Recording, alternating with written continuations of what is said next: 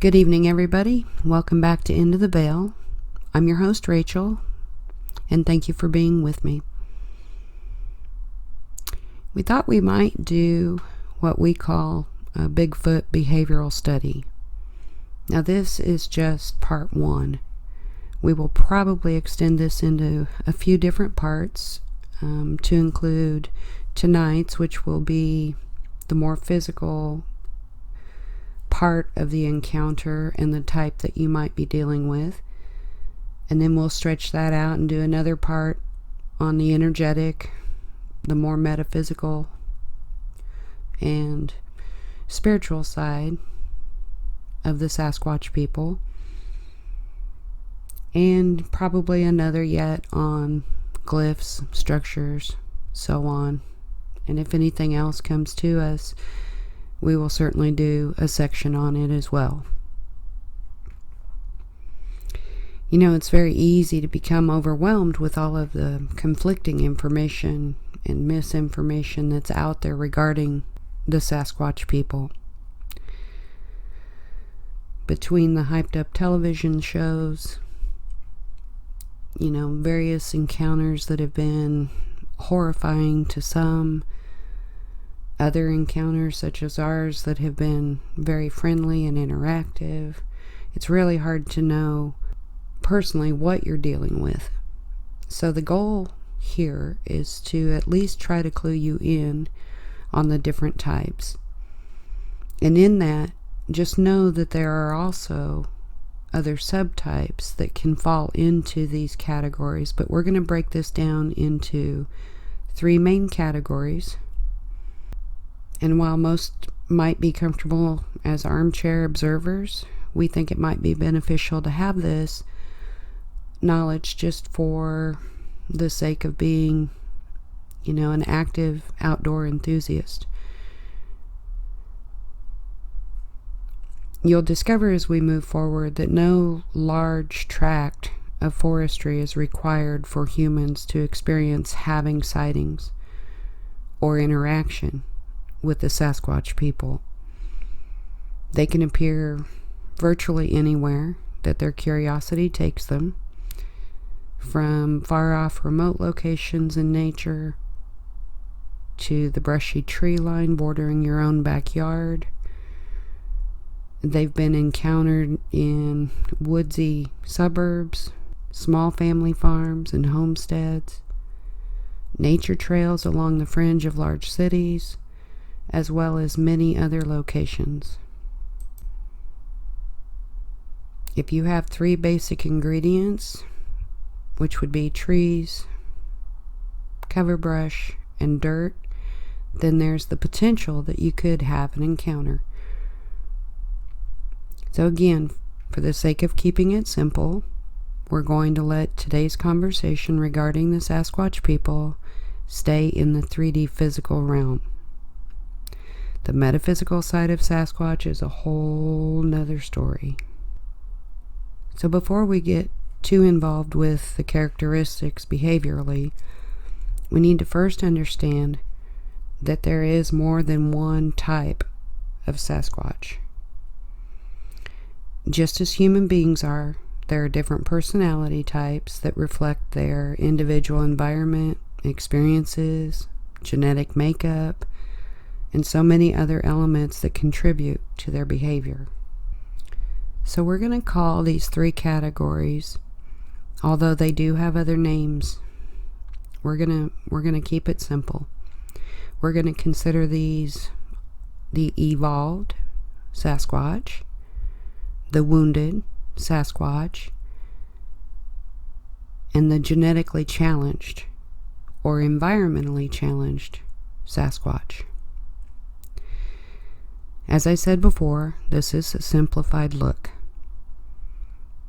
There can always be extreme situations or circumstances for any given activity, but we're not focusing on a one-off situation, rather the general picture.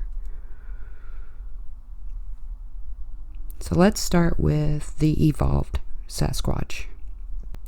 These are typically the ones who are most curious in nature. They are more likely to be seen or experienced in close proximity to areas that might be frequented by humans. Consider fringe areas around homes and farms, city or state parks, maybe hiking trails close to populated areas, basically anywhere in close relationship to human activity. Their curious nature wants to see, hear, and experience humans in their daily activities. Most of the time, they're perfectly content observing. They learn a lot through observation. They would be those that would possibly come into the yard, not necessarily bothering your home, not necessarily trying to break in, but just coming into your yard to kind of scope it out, maybe take a few random items they find laying around. They seem intrigued with the things that human beings show interest in. And these are the ones we are most likely to develop ongoing interactions with. Obviously, the person or the people who are caught off guard when these encounters happen, it can easily provoke fearful feelings of the unknown. But if you're able to ask yourself a simple question before overreacting to what you have just experienced, ask yourself if this was a human being instead of what you might consider the hairy what is it doing the exact same activity, what would your reaction be? If this was a person familiar to your sight, how would you be reacting? Normally, you would probably have at least a set of questions. Why are you in my yard? Why do you want my things? But it wouldn't necessarily be, scary or something to cause violence. It may not be comfortable still, but your reaction might be just a little bit less if it were a human than if it were Sasquatch. So that's point number one. Just always consider that. You might have small pebbles, limbs, maybe pine cones being kind of tossed in your direction. Now, when we say limbs, we're saying small limbs. These are usually attention getters, just to see how you will react. Often these might be juveniles, and often if your reaction is funny, or if you might even laugh due to nervousness, they could do it again because they think you're enjoying it. If they really want to hit you with these things, believe me, their aim is excellent. Sometimes you might even experience a short whistle or a low, quick grunt. Truthfully, these are acknowledgement greetings. There's a big difference between a low, quick grunt and a great big growl. It can catch you off guard, but again, try to make sure that these are things that are meant to be threatening to you. They love to play games. If you're able to lean into the experience even a little bit, especially if you're not feeling anything truly harmful, think of what the game might be. Be the child. And once again, if they truly intended to scare you away from the space, there would be no guesswork involved. It would be very obvious. Now, even though we're going to work on a separate video regarding the glyphs and symbols and structures that they make, what we will talk about here is that when you start seeing these signs and structures in an area, it means that it's frequented. They won't usually waste their time on this activity if it's an area that they're just passing through as a general rule. If it's a steady, frequented path or area, this is when they will begin developing the structures, placing glyphs, the X's, all the different things that are traditional to them as a people. Keep an eye out for this type of activity if it's in your area that you frequent as well. It might indicate an invitation to you that they wish to interact. Always remember, when you reach these areas, once you start noticing their presence, I always suggest requesting permission to interact or permission to enter a space that you might feel they consider as their own. It's entirely up to you, but this is something I do, and thus far we have never had a negative encounter. So if you're curious and you'd like to explore it, it may be an opportunity to leave some kind of small trinket or a piece of fruit as a goodwill gesture. Sometimes this will become a game to them, and they may leave you something in return. A feather, a rock, a small glyph, a bone or a skeletal remain, a flower. It could be almost anything. Sometimes these will be in the specific shape of something. I've seen them in the shape of hearts, wreaths, intertwined vine work. And the sky's the limit. It really kind of depends on what they associate as valuable to give you. So this type of Sasquatch can develop a very real and strong attachment if they feel the genuine reciprocation without hidden agendas or threatening displays on your part. Generally, if you approach that space with an open heart and an open mind and the curiosity of a child, they will be extremely receptive to it. So let's move on to the next version. Now, we call this the wounded Sasquatch, as it applies to a variety of situational experiences where maybe they've been threatened, injured, harassed, pursued. Not unlike people, bad events can cause bad outlooks. So let's consider that there's a young adult Sasquatch who's freshly out of the family nest, and maybe he's wandering about the forestry trying to find his own place. He runs into a hunter or an outdoorsman who's armed and takes shots at him, possibly even wounding him in the process. Wouldn't you think that for the rest of his life he would have a very sour outlook and disposition toward any future human that he comes across? And there are many examples and situations that can create these wounded types. Emotional distress over losing a mate or a young one, being hunted or shot at by various people, maybe having their home forestry bulldozed and built over by the ever-expanding human population. The list goes on. Fortunately for humans anyway, these types tend to withdraw to the more remote and difficult areas to access. They've had their fill of human interaction, kind of just want to be as far removed as they can be. Consider it much like a grumpy hermit in complete solitude in the deep woods with nothing but their own thoughts and needs to keep them company. It's not surprising then that when backcountry hunters or adventurers stumble into their territory, they can become very annoyed and strike out with displays of aggression. Let's face it, if the shoe were on the other foot, we'd probably react the same way. These are the type that will display heavy limb and rock throwing, growls, yells intended to startle you away from them.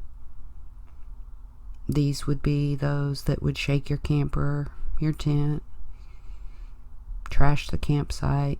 If you persist, things can escalate into a more intense level.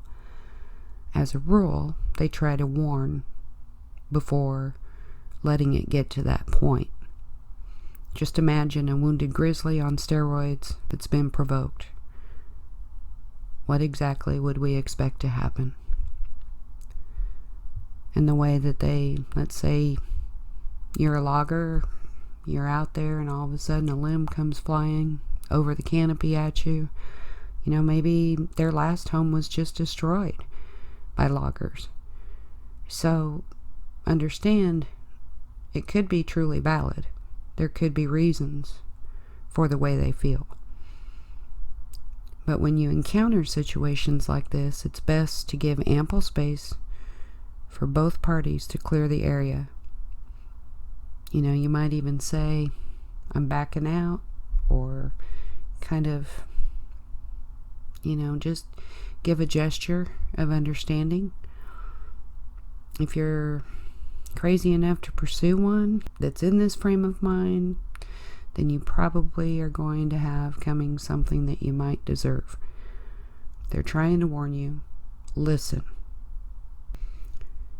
So for the third type, we could consider these the genetically or maybe even environmentally challenged Sasquatch. We kind of refer to this one as the wild card type. They can often have a criminal element to their nature, or at least behave out of character of the other types. And there can be an entire plethora of reasons that help create this type. It might be inbreeding that causes certain defects. The defects could be physical, but they could also be mental. Could be head trauma from some type of an injury. Maybe chemical toxins in their water system or in the environment. Maybe they've gotten a hold of an ill animal, possibly suffering rabies, and this can affect their behavior and their appearance really in so many different ways. Physical deformities, such as missing extra digits. So these would be like your 3-toe or your 4-toe type. They can have really odd head or body shapes and be considered non-typical to what we associate with the Sasquatch people. And I think that there was even a report once of conjoined Siamese Sasquatch. And their behavior is a mixed bag of never knowing how they will respond in any situation. They could be as placid as can be, sniffing flowers one minute, to screaming and breaking things the next.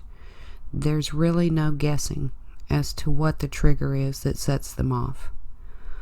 But they may be prone to what we would equate as having a defect. Almost, some could even have something similar to what we would associate with a bipolar type of, an extreme personality, even levels of paranoia. Just imagine the Berkeley campus back in the 60s. Anything's possible in the way of strange behavior under a variety of influences. The problem with this type is that they can appear in the most bizarre number of places, and unlike the other two, there seems to be no real rhyme or reason to where they'll be or how they're going to act. This type is the prime candidate when it comes to livestock disappearance, certain livestock mutilations, reports of them having an evil nature. Let's face it, they're buckets of crazy for whatever reason that put them in that situation. The good news is that this type make up a very small percentage. And normally, due to their condition, their survival rate is not very lengthy. When nature's left to her own devices, she does quite well with weeding out the garden. This is just the more physical side of these individuals, and while they could be subclassed even more, these are the 3 basic categories they would fall into. And now that we have a baseline to gauge with, our next video will explore a little more in depth the characteristics of the energetic side of each type and what they may be more prone to exhibit when in the presence of humans as per their mental faculties, their spiritual nature. Things for you to look for to help measure and weigh what the message is that's being offered. I hope you have a good night. I thank you for being here. If you'd like to learn more about these people, please like, share, and subscribe. Check out the channeling videos. There's a lot of valuable information in those. And we'll see you soon.